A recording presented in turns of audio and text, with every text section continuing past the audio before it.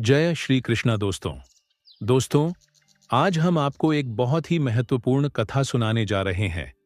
इस कथा के माध्यम से हम आपको यह बताएंगे कि इस संसार में सबसे बड़ा दान कौन सा होता है, जिसे करने से पूर्ण पुण्य की प्राप्ति होती है, और कैसे हम बुरे लोगों की पहचान कर सकते हैं। दोस्तों, इस कथा के माध्यम से आप जानेंगे कि बुरे लोगों की पहचान कैसे की जा सकती है। तो कृपया आप इस कथा को शुरू से अंत तक ध्यान से सुनिएगा, क्योंकि अधूरा ज्ञान मानव जीवन में अनेक कठिनाइयों का कारण बन सकता है। कथा आरंभ करने से पहले यदि आपने हमारे चैनल को अभी तक सब्सक्राइब नहीं किया है तो जरूर सब्सक्राइब करें, वीडियो को भी लाइक करें और अपने प्रियजनों के साथ भी शेयर करें। कमेंट बॉक्स में लिखिए जय श्री राधे कृष्ण। दोस्तों, एक बार भगवान श्री हरिविष्णु जी और माता लक्ष्मी जी क्षीर सागर में अपने आसन पर बैठे हुए थे। तब भगवान विष्णु जी ने देखा कि माता लक्ष्मी जी किसी गहन सोच में हैं। माता लक्ष्मी जी को गहन सोच में देखकर भगवान विष्णु जी मुस्कुराते हुए बोले, हे देवी, ऐसा प्रतीत होता है कि आज आप किसी गहन विचार में डूबी हुई हैं। आप निसंकोच होकर अपने प्रश्न पूछिए, हम आपके सभी प्रश्नों का समाधान अवश्य करेंगे। भगवान विष्णु जी की बात सुनकर माता लक्ष्मी ने कहा, हे प्रभु, आज मेरे मन में एक जिज्ञासा है। मैं यह जानना चाहती हूं कि इस दुनिया में सबसे बड़ा दान कौन सा है, जिससे पूर्ण पुण्य की प्राप्ति होती है, और बुरे लोगों की पहचान कैसे की जा सकती है। मनुष्य उन लोगों को कैसे पहचान सकते हैं।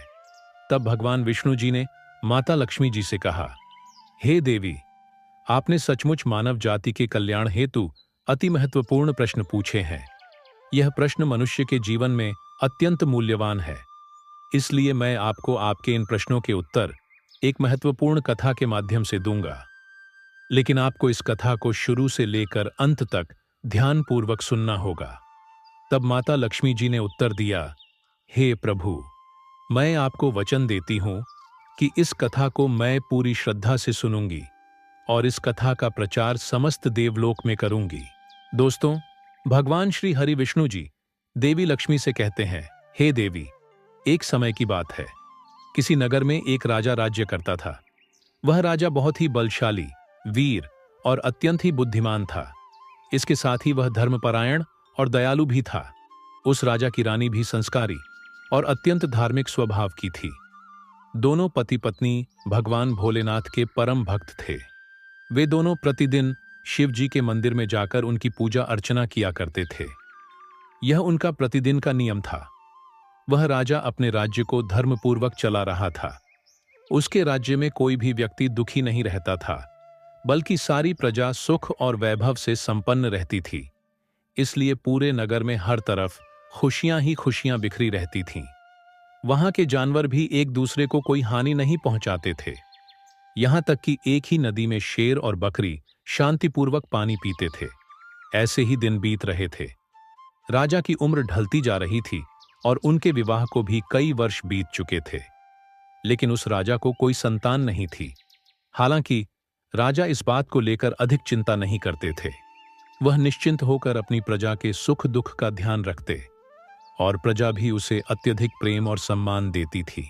एक दिन की बात है, वह राजा हर रोज की तरह अपनी पत्नी के साथ भगवान शिव जी के मंदिर की ओर जा रहे थे।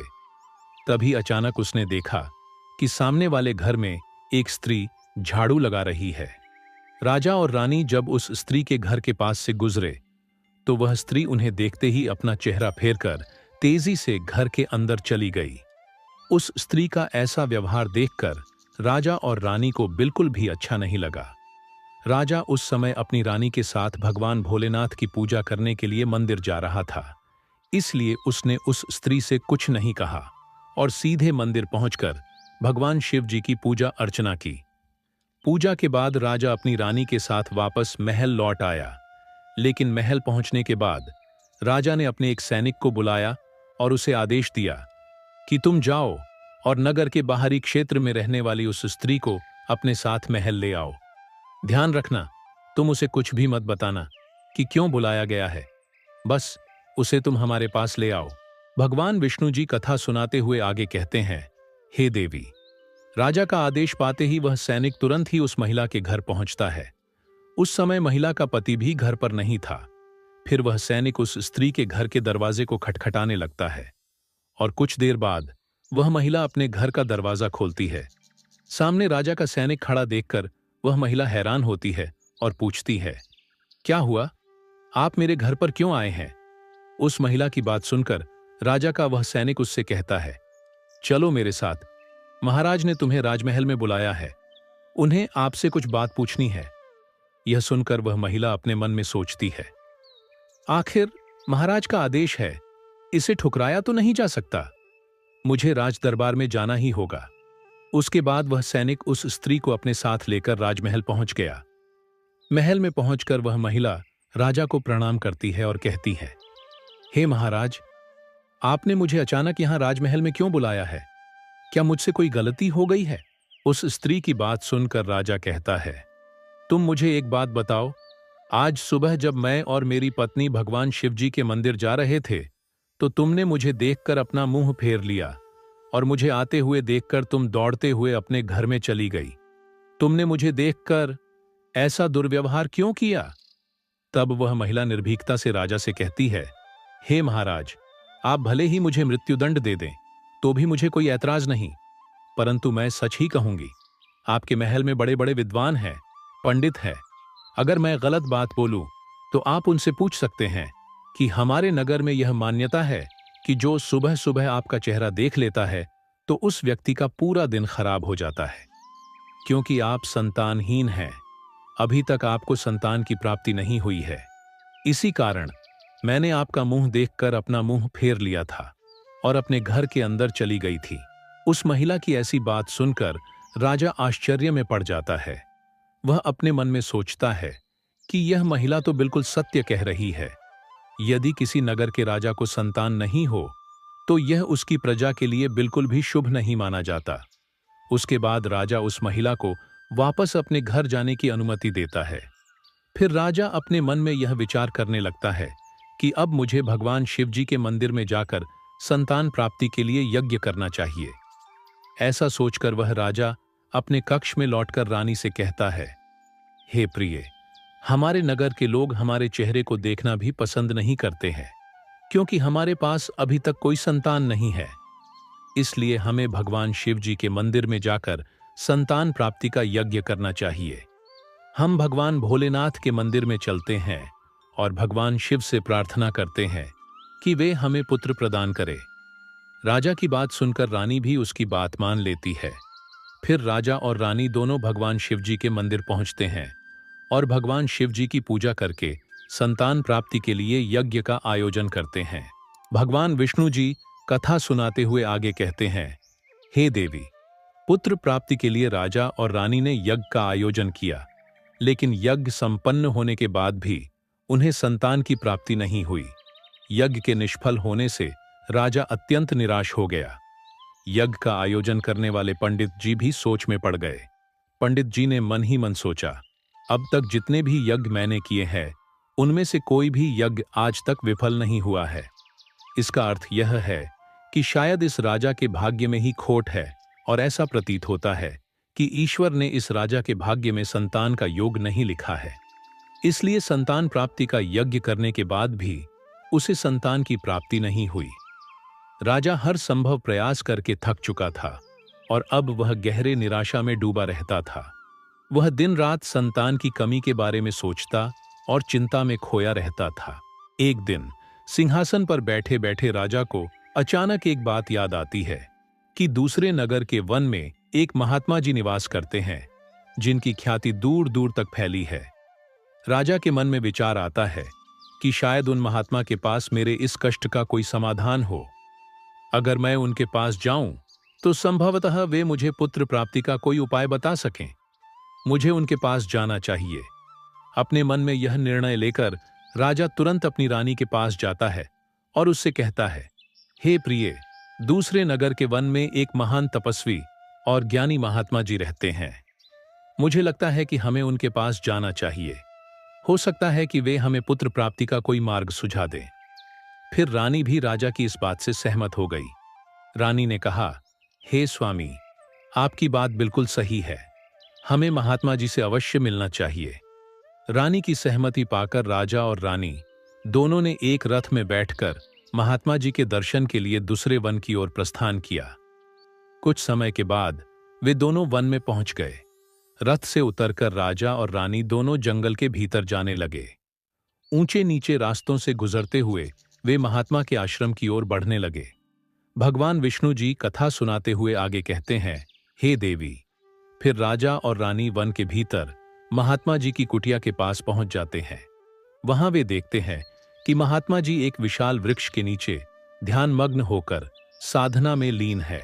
यह दृश्य देखकर राजा और रानी कुछ देर तक खामोशी से खड़े रह जाते हैं ताकि महात्मा जी की साधना में कोई विघ्न न आए। दोनों हाथ जोड़कर विनम्रतापूर्वक महात्मा जी के सामने खड़े रहते हैं। कुछ समय बाद महात्मा जी अपनी साधना से बाहर आते हैं और अपनी आंखें खोलते हैं। तब वे देखते हैं कि राजा और रानी उनके सामने अपने दोनों हाथों को जोड़कर खड़े हुए हैं। वे महात्मा जी उस राजा को अच्छी तरह से जानते भी थे, इसलिए वे राजा को देखते ही पहचान लेते हैं और राजा से मुस्कुराते हुए कहते हैं, हे राजन, आज आप यूं अचानक से हमारे पास किस प्रयोजन से पधारे हैं? तब राजा ने नम्रता से महात्मा जी को प्रणाम किया और अपनी व्यथा महात्मा जी को कह सुनाई। उसने बताया कि कैसे उन्होंने पुत्र प्राप्ति के लिए यज्ञ किया, परंतु सभी प्रयास व्यर्थ गए। यह सब सुनने के बाद महात्मा जी कुछ क्षणों के लिए मौन हो गए और अपनी आंखें बंद कर लीं। वे ध्यानस्थ होकर राजा के जीवन की घटनाओं का आंतरिक दृष्टि से अवलोकन करने लगे। कुछ समय बाद महात्मा जी ने अपनी आंखें खोलीं और गंभीर स्वर में बोले, राजन, मैंने आपके जीवन का एक ऐसा सत्य देखा है जिसे सुनकर आपको कष्ट हो सकता है। आपके पिछले जन्म में किए गए एक पाप का फल इस जन्म में आपके भाग्य पर भारी पड़ा है। आपने पिछले जन्म में एक ऐसा घोर पाप किया था जिसके परिणाम स्वरूप इस जीवन में आपके भाग्य में संतान प्राप्ति का योग नहीं है। इसी कारण से आपके सभी प्रयास निष्फल हो रहे हैं। भगवान विष्णु जी कथा सुनाते हुए आगे कहते हैं, हे देवी। महात्मा जी की बातें सुनकर राजा उनके चरणों में गिर पड़ा और विनती करते हुए बोला, हे महात्मन, कृपा करके आप ऐसा मत कहिए। आप ही हमारे दुख को हरने का कोई उपाय सुझाइए। राजा की यह व्याकुलता देखकर महात्मा जी ने उसे सहारा देकर अपने चरणों से उठाया और बोले, हे राजन, इतनी अधीरता आपको बिल्कुल भी शोभा नहीं देती। मैं अभी आपको आपके इस कष्ट का निवारण करने का उपाय बताता हूं, जिसे करने के बाद आपको अवश्य ही पुत्र की प्राप्ति होगी। इतना कहकर वे महात्मा जी अपनी कुटिया के भीतर जाते हैं और थोड़ी देर के बाद हाथ में एक कटोरी में खीर लेकर बाहर आ जाते हैं। उन्होंने वो खीर राजा को देते हुए कहा, राजन, महल पहुंचकर आप और रानी साहिबा दोनों ही स्नानादि के बाद इस खीर को प्रसाद के रूप में ग्रहण करें। ऐसा करने से आपको निश्चित ही पुत्र की प्राप्ति होगी। परंतु राजन, आप मेरी एक बात याद रखना, इस पुत्र की आयु मात्र 20 वर्ष की ही होगी। जिस दिन आपके पुत्र की आयु 20 वर्ष की होगी, उसी दिन उसकी मृत्यु हो जाएगी। महात्मा जी की इस बात को सुनकर राजा गहरी सोच में डूब गया। वह अपने मन में सोचने लगा, चलो 20 वर्ष के लिए ही सही, परंतु इस संतानहीनता का कलंक तो मिट जाएगा, हमें संतान का सुख तो मिलेगा।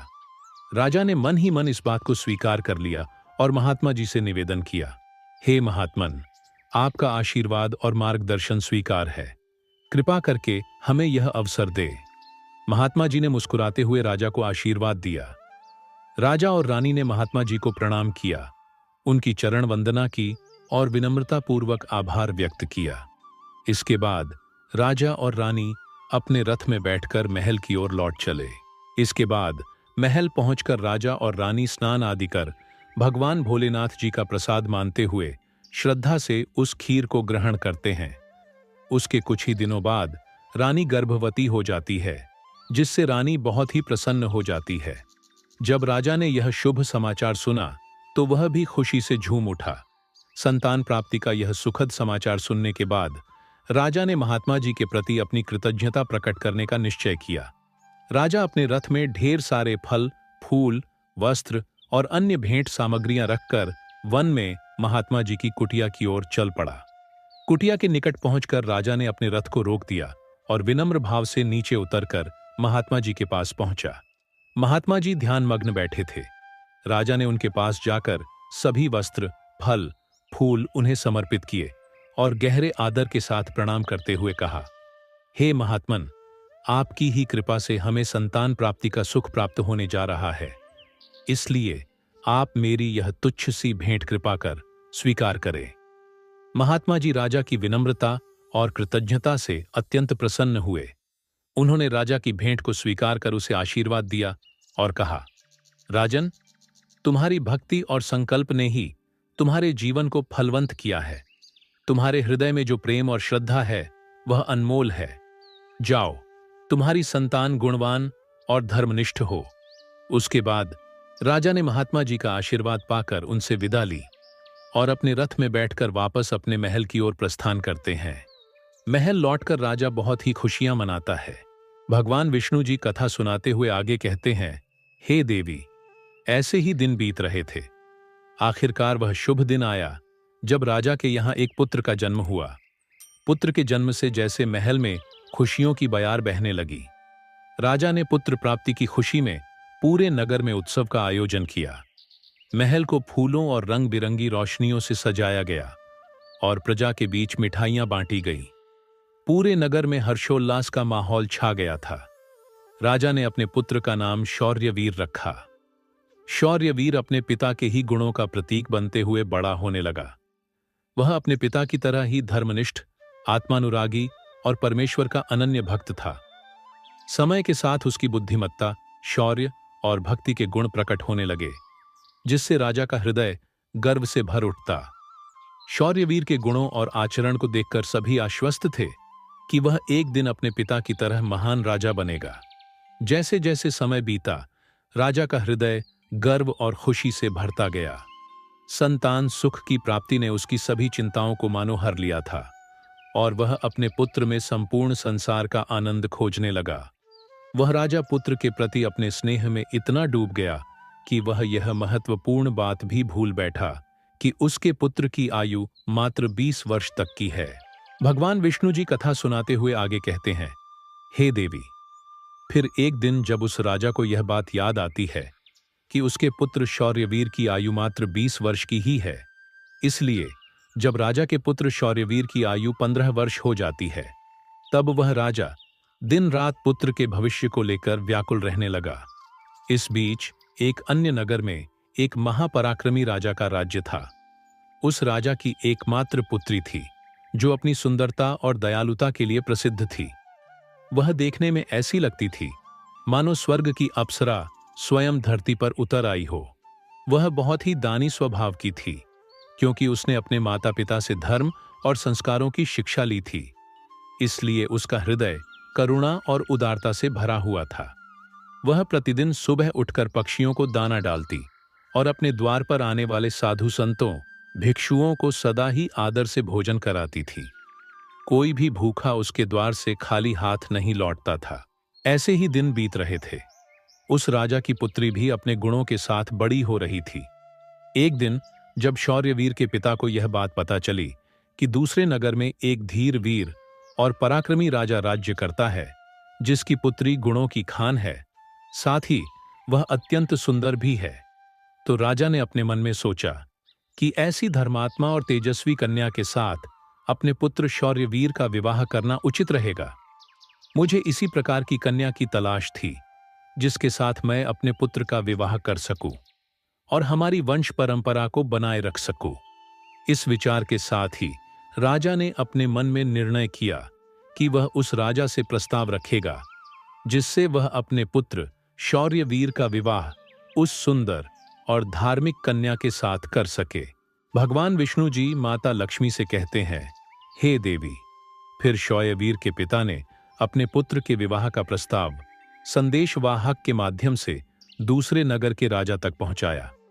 जब दूसरे नगर के राजा ने यह प्रस्ताव सुना, तो उसने अपने मन में विचार किया कि चलो, अब मुझे अपनी पुत्री का विवाह कर देना चाहिए। और मैंने सुना है कि इस राजा के पुत्र की आयु मात्र 20 वर्ष ही है। इस राजा का पुत्र बहुत ही योग्य, पराक्रमी और धर्मपरायण है। भले ही उसकी आयु का भविष्य अनिश्चित हो, इसलिए अगर उसके यहाँ कोई पुत्र पैदा हो गया तो उसका वंश आगे बढ़ता रहेगा। जिससे मेरी पुत्री भी अपनी संतान के साथ सुखी रहेगी। इन विचारों को मन में संजोए हुए उस राजा ने शौर्यवीर के विवाह प्रस्ताव को सहर्ष स्वीकार कर लिया। फिर कुछ ही दिनों के भीतर शुभ मुहूर्त में शौर्यवीर का उस राजकुमारी के साथ विवाह हो गया।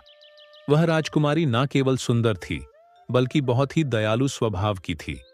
उसने अपने बचपन से ही यह नियम अपनाया था कि जब तक वह किसी भूखे या असहाय प्राणी को भोजन नहीं करवाती, तब तक वह स्वयं भोजन ग्रहण नहीं करती। उसके माता पिता ने उसे सेवा और दान की भावना सिखाई थी और उसने उसे अपने जीवन का अटूट हिस्सा बना लिया था। विवाह के पश्चात राजकुमारी का यह नियम उसके ससुराल में भी जारी रहा। हर सुबह वह महल के द्वार पर जाकर जरूरतमंद लोगों को भोजन करवाती और अपने हाथों से उन्हें अन्न दान करती। उसकी यह दया भावना देखकर महल के सभी लोग उसका बहुत सम्मान करने लगे थे।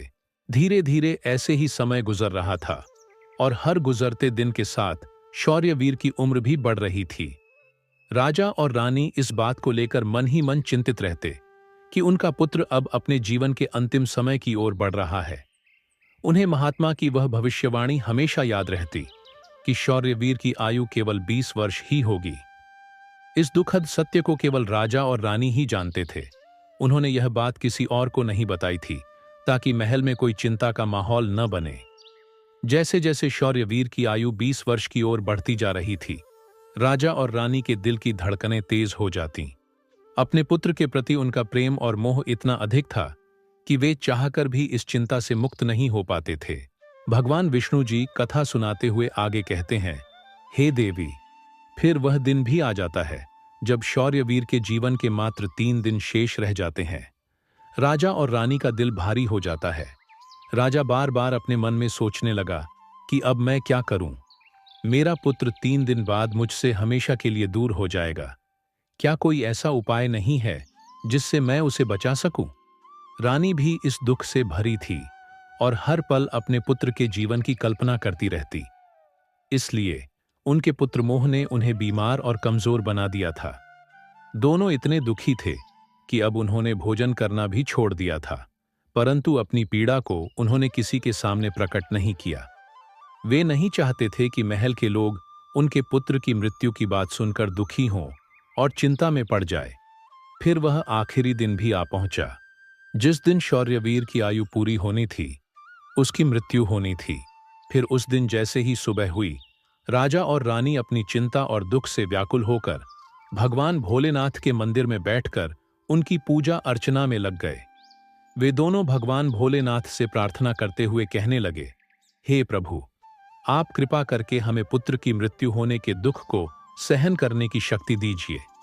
हम जानते हैं कि जो भी किसी के भाग्य में लिखा होता है, उसे कोई बदल नहीं सकता, वो होकर ही रहता है। परंतु हमारे लिए यह समय बहुत ही कठिन है। उधर राजकुमार शौर्यवीर की पत्नी अपने दैनिक धर्मकर्म के कामों में लगी हुई थी। हर दिन की तरह वह भूखे गरीबों और निर्धनों को भोजन करा रही थी, पक्षियों को दाना डाल रही थी और जरूरतमंदों की सहायता में लगी थी।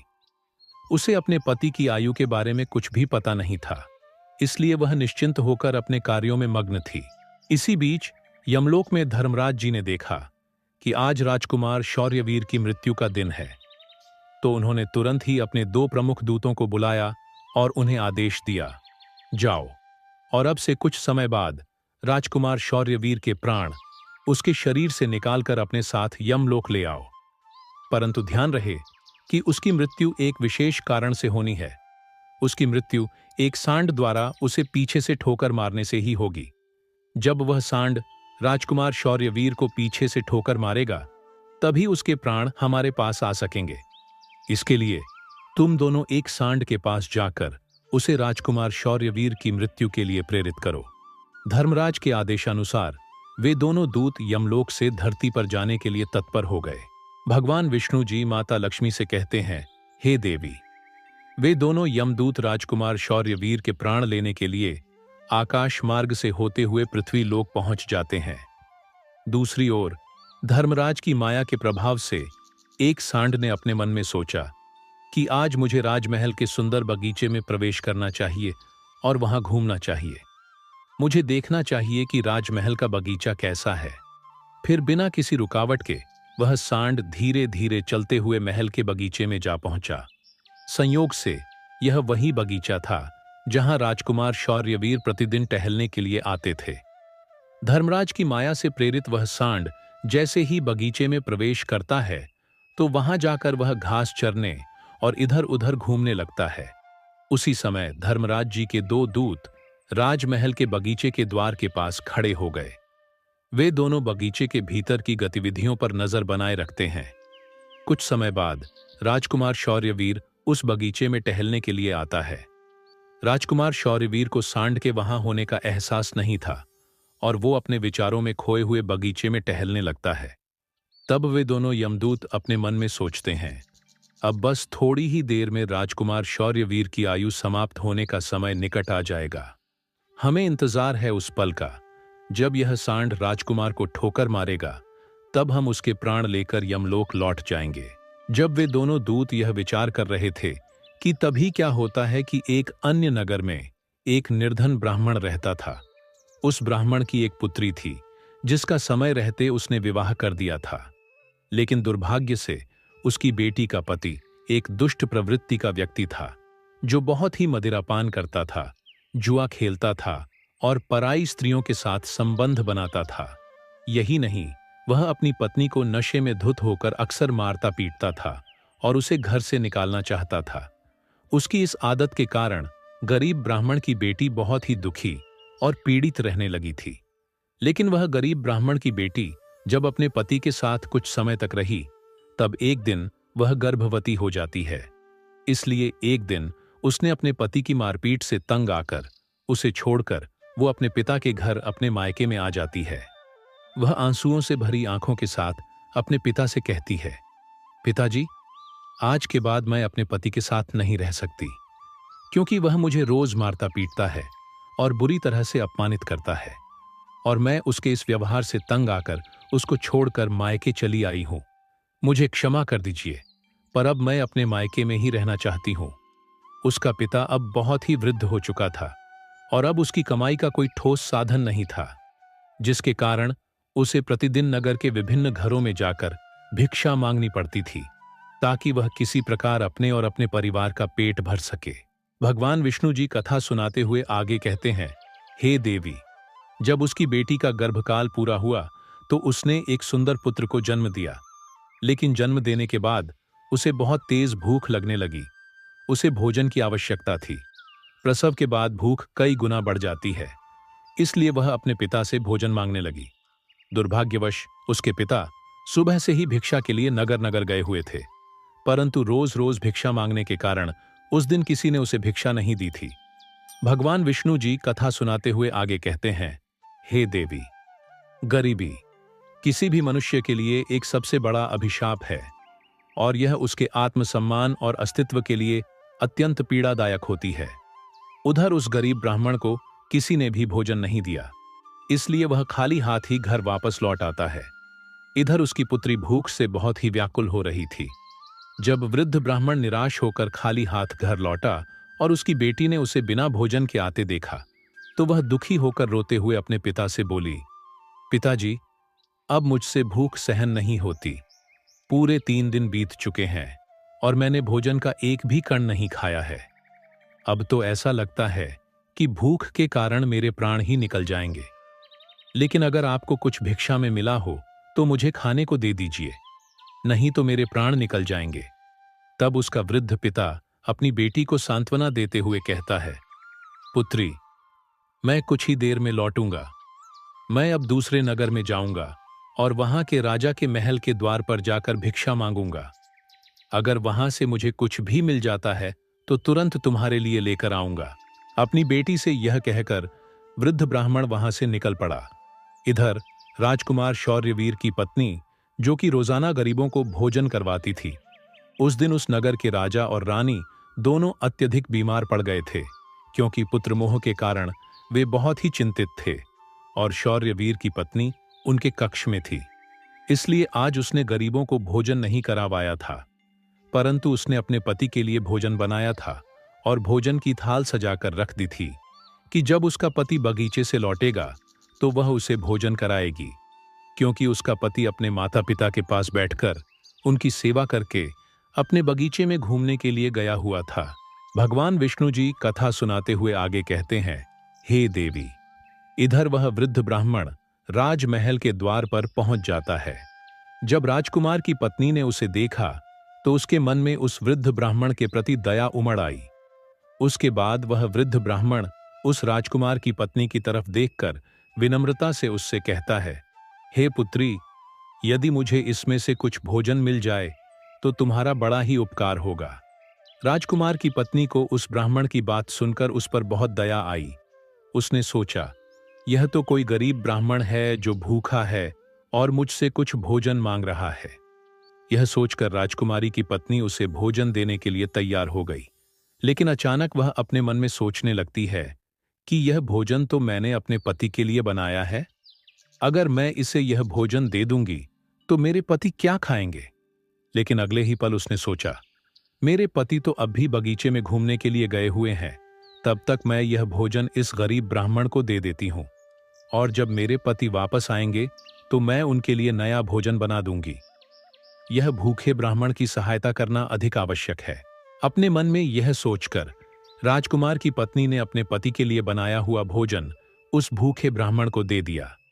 उसके बाद वह ब्राह्मण भोजन की थाली लेकर जल्दी जल्दी अपने नगर की ओर रवाना हो गया और वह भोजन लेकर अपने घर आ गया। उसकी पुत्री 3 दिनों से भूखी थी। उसने 3 दिनों से कुछ भी नहीं खाया था और उसके चेहरे पर भूख की पीड़ा साफ झलक रही थी। उधर राजकुमार शौर्यवीर, जो बगीचे में टहलने गया था, अपने कक्ष की ओर वापस लौट रहा था। बगीचे के बाहर खड़े यमदूत राजकुमार के प्राण लेने के लिए तैयार थे और एक सांड भी धर्मराज की माया से प्रेरित होकर वहीं घूम रहा था। वे दोनों यमदूत मन में सोच रहे थे कि बस अब कुछ ही पल बाकी है और जैसे ही सांड राजकुमार को पीछे से ठोकर मारेगा, हम राजकुमार के प्राण हर लेंगे और यमलोक लौट जाएंगे। भगवान विष्णु जी माता लक्ष्मी से कहते हैं, हे देवी। इधर वह वृद्ध ब्राह्मण अपने घर पहुंचा और उसने तुरंत अपनी भूखी बेटी को वह भोजन दे दिया। तब उसकी बेटी उससे कहने लगी, पिताजी, यह भोजन आप कहां से लाए हैं? तब वृद्ध ब्राह्मण ने उत्तर देते हुए कहा, पुत्री, यह भोजन मुझे दूसरे नगर की महारानी ने दिया है। उस नगर के राजा की पुत्र वधू बहुत ही दयालु और उदार हृदय की है। उसने मुझ पर दया करके मुझे यह स्वादिष्ट भोजन दिया है। उस भोजन को देखकर उस वृद्ध ब्राह्मण की बेटी की आत्मा से आशीर्वाद निकलने लगा। वह भगवान से प्रार्थना करने लगी कि हे भगवान, जिसने भी मेरे पिता को यह भोजन दिया है उसका सुहाग अमर रहे और वह सदा सौभाग्यवती बनी रहे। जैसे ही उसने भोजन का निवाला अपने मुंह में डाला, उसकी आत्मा की तृप्ति हो गई और उसकी आत्मा से सच्चे मन से आशीर्वाद निकलने लगे कि महारानी का पति दीर्घायु और स्वस्थ रहे। इधर राजकुमार शौर्यवीर अपने महल की ओर बढ़ रहा था और बगीचे के बाहर खड़े यमदूत उसकी मृत्यु का बेसब्री से इंतजार कर रहे थे। परंतु जैसे ही राजकुमार बगीचे में उस सांड के सामने पहुंचा तो सांड ने तुरंत उसे पीछे से ठोकर मारने के लिए अपनी ताकत जुटाई। वह अपनी सींगों से उसे मारने ही वाला था कि तभी अचानक से 2 देवदूत वहां प्रकट हो जाते हैं और अपनी दिव्य शक्ति से उस सांड को बेहोश कर देते हैं। वह सांड हिल भी नहीं पा रहा था। उसमें आगे बढ़ने की बिल्कुल भी शक्ति नहीं बची थी। इस पर वह सांड अपने मन में सोचने लगा कि यह मुझे क्या हो गया।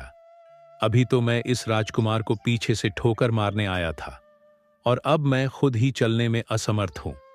उसकी समझ में नहीं आ रहा था कि यह सब कैसे और क्यों हो रहा है।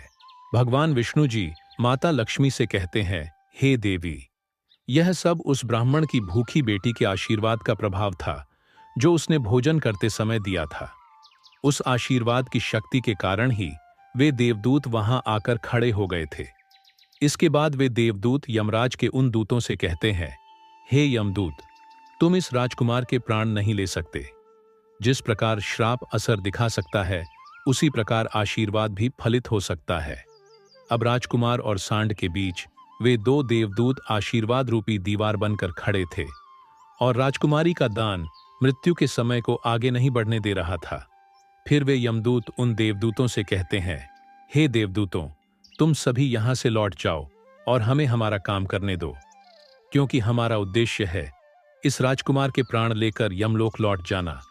तब देवदूतों ने दृढ़ता से उत्तर दिया, नहीं यमदूतों, ऐसा कभी नहीं हो सकता। हमारे रहते यह असंभव है, क्योंकि हमें स्वयं भगवान शिव जी ने यहां भेजा है। दोनों पक्षों के बीच बहस छिड़ गई और फिर यह बहस धीरे धीरे एक युद्ध में बदल गई।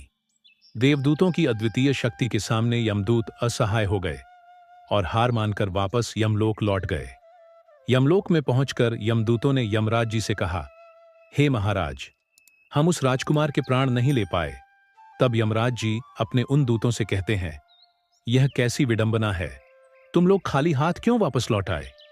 यमराज जी की बात सुनकर यमदूत यमराज जी से कहते हैं, हे महाराज, हम उस राजकुमार के प्राणों को लेने के लिए गए थे, लेकिन अचानक से पता नहीं दो देवदूत हमारे सामने आकर खड़े हो गए और उन दोनों के सामने हमारी कोई भी शक्ति काम नहीं कर पाई। यमराज यह सुनकर सोच में पड़ गए और बोले, ऐसी कौन सी बड़ी शक्ति है जो उस राजकुमार की मृत्यु के मार्ग में बाधा बन रही है? फिर वे यमदूत यमराज जी से कहते हैं, हे महाराज, एक तो उसके दान की शक्ति और आशीर्वाद की शक्ति, जिसने देवदूतों को और भी शक्तिशाली बना दिया है। तब यमराज जी अपने दूतों से कहते हैं, लगता है यह कार्य तुमसे नहीं हो पाएगा, तुम लोग रहने दो, मुझे स्वयं पृथ्वी लोक पर जाकर उस राजकुमार के प्राण लेने होंगे। भगवान विष्णु जी कथा सुनाते हुए आगे कहते हैं, हे देवी। फिर अपने दूतों से इतना कहकर यमराज जी स्वयं पृथ्वी लोक पर पहुंच जाते हैं और उस राजा के महल के बगीचे में प्रकट हुए।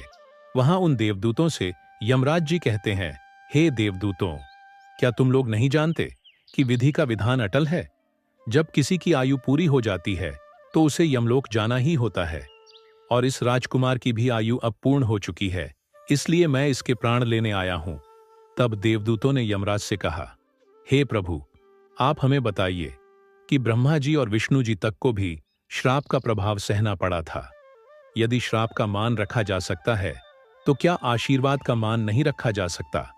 इस राजकुमार को भूखे को भोजन देने का आशीर्वाद प्राप्त है। उन देवदूतों की बात सुनकर यमराज जी उन देवदूतों से कहते हैं, आप लोग सत्य कह रहे हैं, परंतु अब मुझे क्या करना होगा? तब वे देवदूत यमराज जी से कहते हैं, हे प्रभु, आप इस राजकुमार की आयु 100 वर्ष कर दीजिए। इसके बाद ही आप इस राजकुमार के प्राण लेने के लिए पधार सकते हैं, और यही भगवान शिव जी का भी आदेश है। उन देवदूतों की बात मानकर यमराज जी ने राजकुमार शौर्यवीर की आयु 100 वर्ष कर दी और वापस यमलोक लौट गए। भगवान विष्णु जी कहते हैं, हे देवी, इस प्रकार एक भूखे को भोजन देने के पुण्य के कारण उस राजकुमार की मृत्यु टल गई और उसकी आयु भी बढ़ गई। इसी कारण कहा जाता है कि अन्नदान सबसे बड़ा दान है। किसी भूखे को दिया गया अन्न अश्वमेध यज्ञ के फल के बराबर होता है। भगवान विष्णु जी माता लक्ष्मी जी से कहते हैं, हे देवी, अब तो आपके सभी प्रश्नों के उत्तर आपको मिल गए होंगे। तब माता लक्ष्मी जी भगवान श्री हरि विष्णु जी से कहती है, हे प्रभु, आज आपने मुझे अनमोल ज्ञान प्रदान किया है और मेरे सभी प्रश्नों का समाधान भी कर दिया है। इसलिए मैं आपको विश्वास दिलाती हूं कि मैं इस कथा का विस्तार समस्त संसार में अवश्य करूंगी। तो दोस्तों, आशा है यह कथा आपको जरूर पसंद आई होगी। अगर आपको यह कथा अच्छी लगी हो तो वीडियो को लाइक और चैनल को सब्सक्राइब अवश्य करें। इस वीडियो को अपने दोस्तों के साथ भी शेयर करें। कमेंट बॉक्स में लिखिए, जय श्री राधे कृष्ण। तो मिलते हैं अगले वीडियो में। तब तक के लिए आप अपना ख्याल रखिए। धन्यवाद।